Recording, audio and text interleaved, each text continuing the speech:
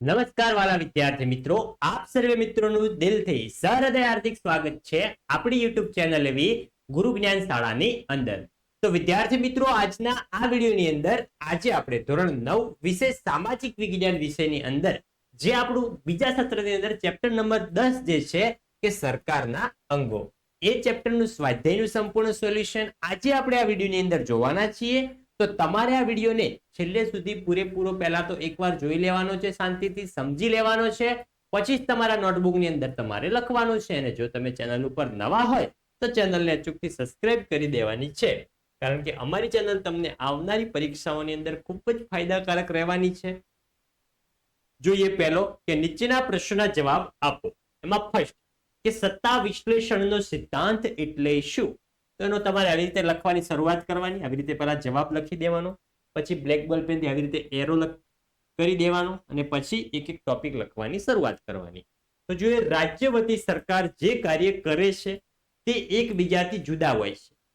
ત્રણેય અંગોના કાર્યો એકબીજાથી ભિન્ન તથા દરેક કાર્યોમાં વિશેષ પ્રકારની નિપુણતાની જરૂર પડે છે. આગળ છે કાયદા ઘડવાની સત્તા ધારાસભાને, કાયદાના અમલ કરવાની સત્તા કારોબારીને અને કાયદા પ્રમાણે ન્યાય આપવાની સત્તા ન્યાયતંત્રને આપવામાં આવી છે. આ આપણું માળખું છે.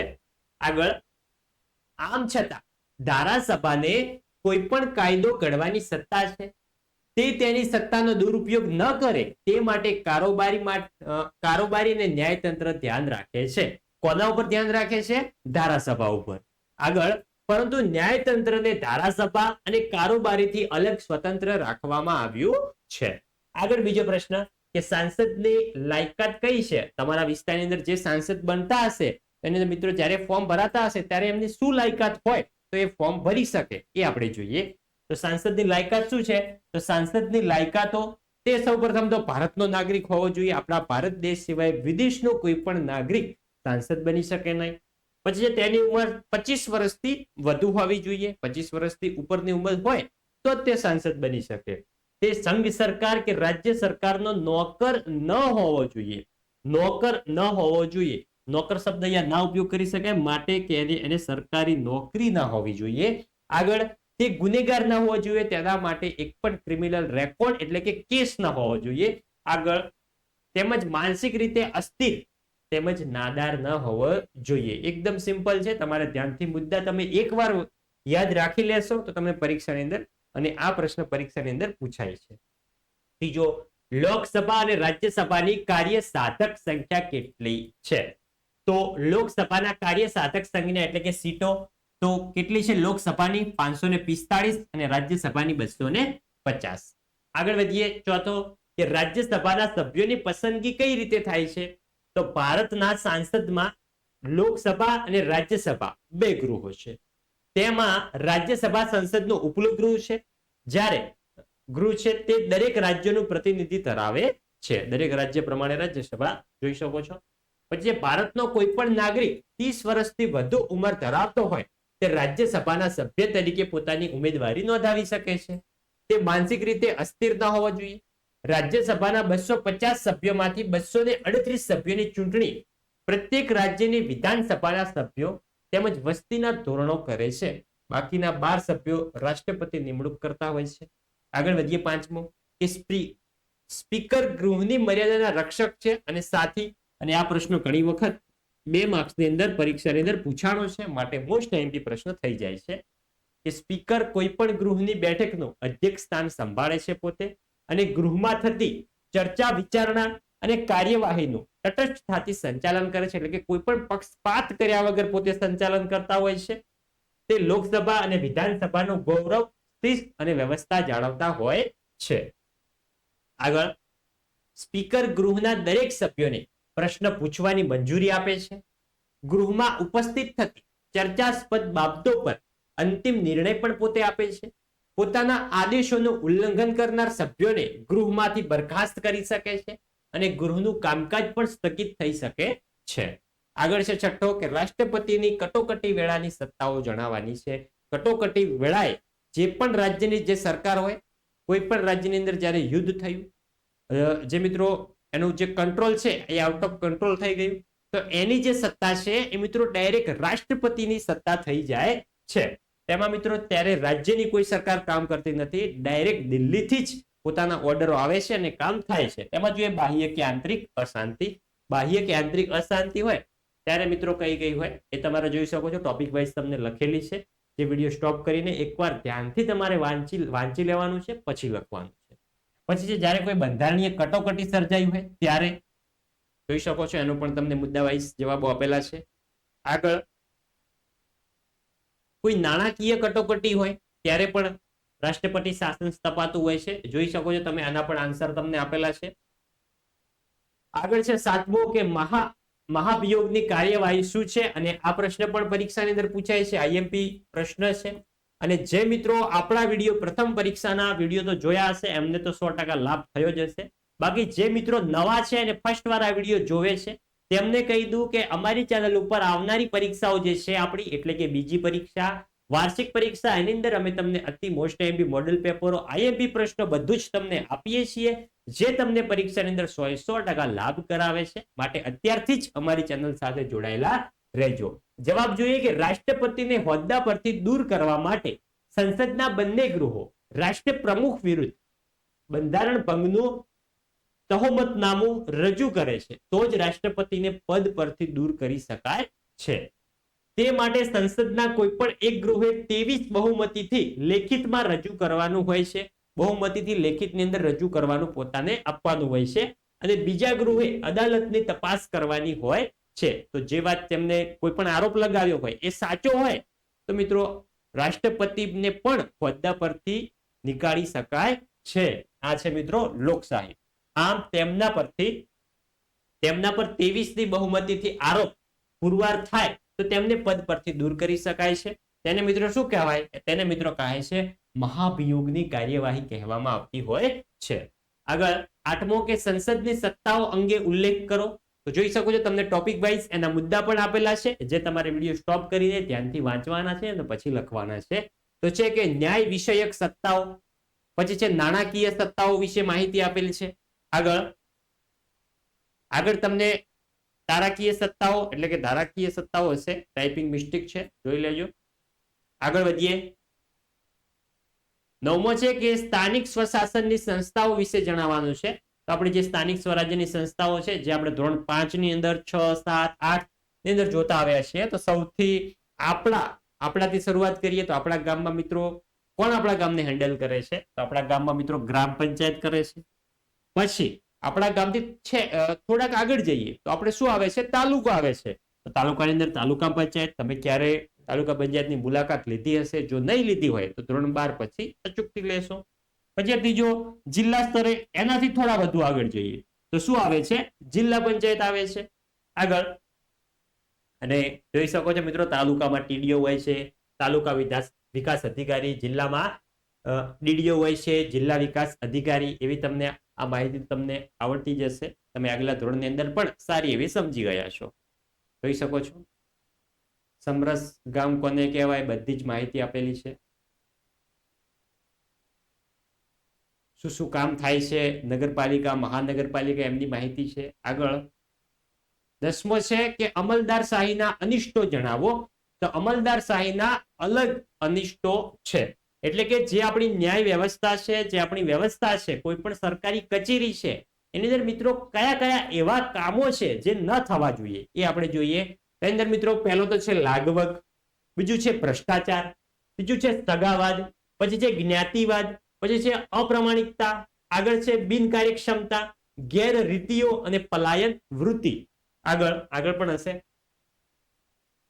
નેક્સ્ટ બીજો કે નીચેના વિધાનોના આપણે કારણ સમજાવવાના છે. એમાં પહેલો કે ભારતીય સંસદ દ્વિગૃહી છે, એનું કારણ સમજાવો. તો ભારતીય સંસદ 2 ગૃહોનું બનેલું છે. કેન્દ્ર સ્થાને ધારાસભાનું ઉપલું ગૃહ અને રાજ્યસભા. આગળ અને બીજું નીચલું ગૃહ જેને લોકસભા કહેવામાં આવે છે. એકદમ સિમ્પલ. આગળ છે બીજો કે રાજ્યસભા કાયમી ગૃહ છે, વિધાન સમજાવો. તેનું પણ જોઈ શકો છો, કારણ તમને આપેલું છે. ત્રીજો જોઈએ કે ભારતમાં સંસદ સર્વોપરી નથી પરંતુ બંધારણ સર્વોપરી છે. તેનો પણ તમને સંપૂર્ણ કારણ સમજાવેલું છે, જોઈ શકો છો. આગળ વધીએ. ચોથો કે સ્વતંત્ર નિષ્પક્ષ ન્યાયતંત્ર લોકશાહીની આધારશિલા છે.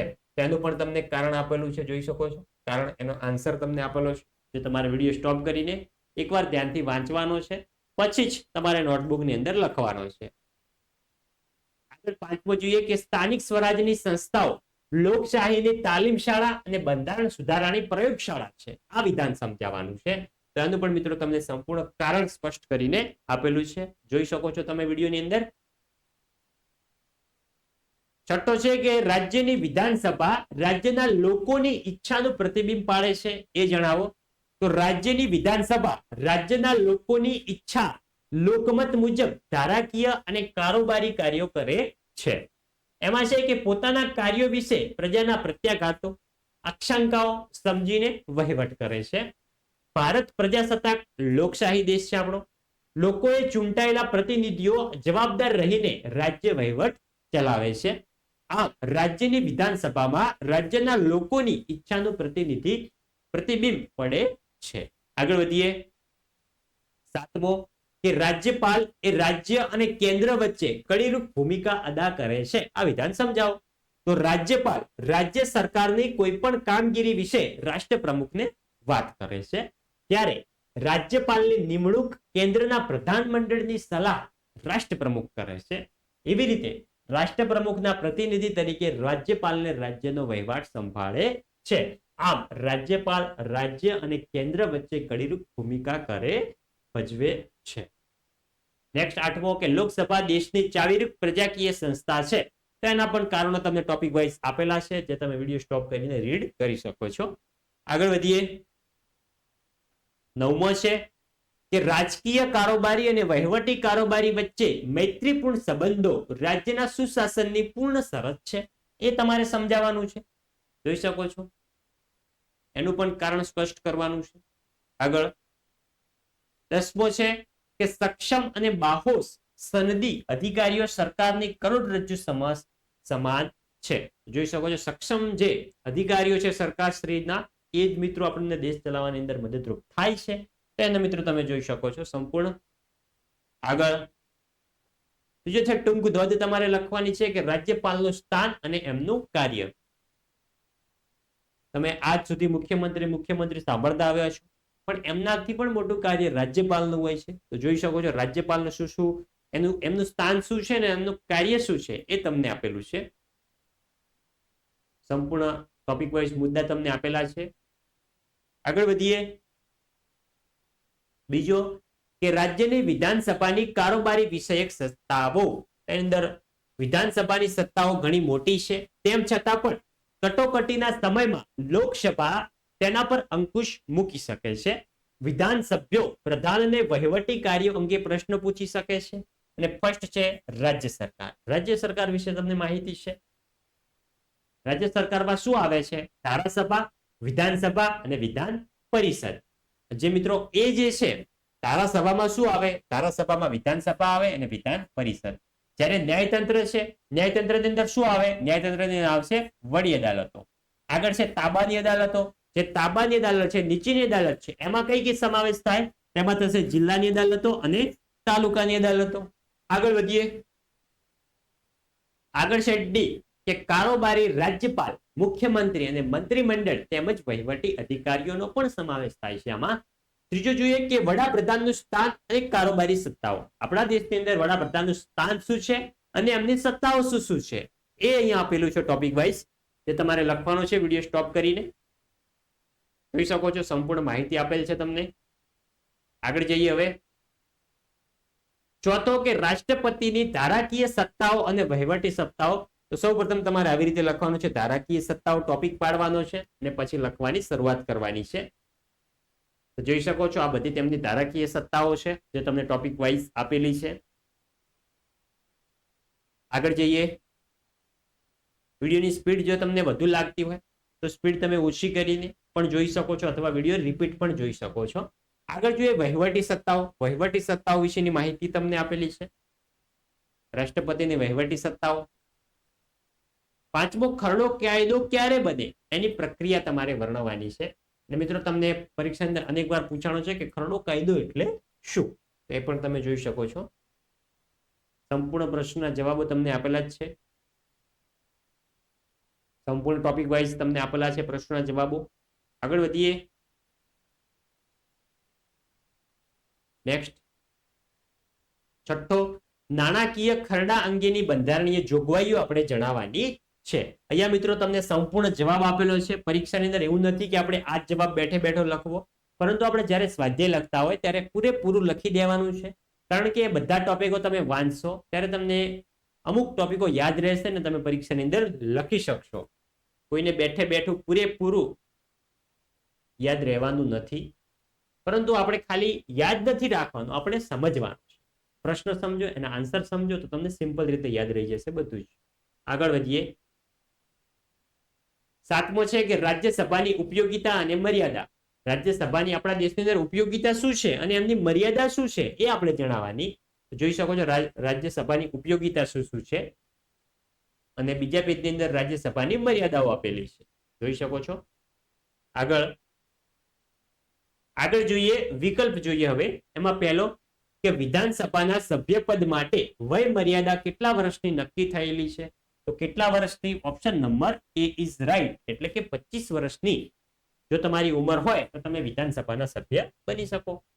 બીજો કે લોકસભાનું સંખ્યાબળ અને રાજ્યસભાનું સંખ્યાબળ કેટલું નિર્ધારિત છે? એમાં મિત્રો કયું કયું આવશે? અનુક્રમે 545 અને 250. આગળ વધીએ. ત્રીજો કે નીચેના કયા રાજ્યમાં ધારાસભાના 2 ગૃહો અસ્તિત્વમાં છે? ક્યાં છે? તો એ મિત્રો છે આંધ્રપ્રદેશની અંદર, બાકી કર્ણાટકમાં નથી, તમિલનાડુમાં નથી અને રાજસ્થાનમાં પણ નથી. આગળ ચોથો કે સર્વોચ્ચ અદાલતના ન્યાયાધીશની નિમણૂક કોણ કરે છે? જો સર્વોચ્ચ અદાલત છે, હાઈકોર્ટ છે, એમની નિમણૂક કોણ કરતું હોય છે? એમની નિમણૂક કરે છે રાષ્ટ્રપતિ. આગળ પાંચમો કે લોકસભાના સભ્યોની સમય મર્યાદા કેટલા વર્ષની હોય છે? તો લોકસભાના સભ્યોની સમય મર્યાદા કેટલી હોય? 5 વર્ષની. સામાન્ય રીતે દર 5 વર્ષે ચૂંટણીઓ યોજાય છે. આગળ છઠ્ઠો કે રાષ્ટ્રપતિ કયા ગૃહમાં 2 એંગ્લો ઇન્ડિયન સભ્યની નિમણૂક કરે છે? તેની અંદર શું આવશે? એમાં આવશે રાજ્યસભાની અંદર, ઓપ્શન નંબર એ. આગળ સાતમો કે વડાપ્રધાનને હોદ્દો અને ગુપ્તતાના શપથ કોણ લેવડાવે છે? તો વડાપ્રધાનને શપથ કોણ લેવડાવતા હોય છે? તો આપણા રાષ્ટ્રપતિ, ઓપ્શન નંબર બી. આગળ વધીએ. આઠમો છે સાચા જોડકા જોડવાના છે, તો જોઈએ. તો જિલ્લા સેવા સદન અંદર શું આવશે? જિલ્લા સેવા સદન, જિલ્લાની અંદર કોણ હોય છે? મુખ્ય કલેક્ટર. પછી જોઈએ બીજો મહાનગરપાલિકાઓ. તો મહાનગરપાલિકાઓની અંદર કોણ હોય છે? કમિશનર. પછી જોઈએ જિલ્લા પંચાયત, તો અંદર શું આવશે? DDO, district development officer. આગળ નવમો કે રાજ્યસભામાં રાષ્ટ્રપતિ કેટલા સભ્યો નિમે છે?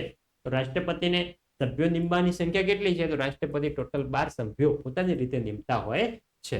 આગળ લાસ્ટમાં છે 10મો કે સંસદમાં અંદાજપત્ર કોણ રજૂ કરે છે? તો સંસદમાં અંદાજપત્ર જે છે એ મિત્રો નાણાં પ્રધાન, એટલે કે જે આપણા નાણાં મંત્રી હોય છે એ રજૂ કરતા હોય છે. તો વિદ્યાર્થી મિત્રો, આ હતું આપણું ધોરણ 9 વિષય સામાજિક વિજ્ઞાન વિષયની અંદર જે આપણું ચેપ્ટર નંબર 10 જે છે સરકારના અંગો, એ ચેપ્ટરનું સ્વાધ્યાયનું સંપૂર્ણ સોલ્યુશન.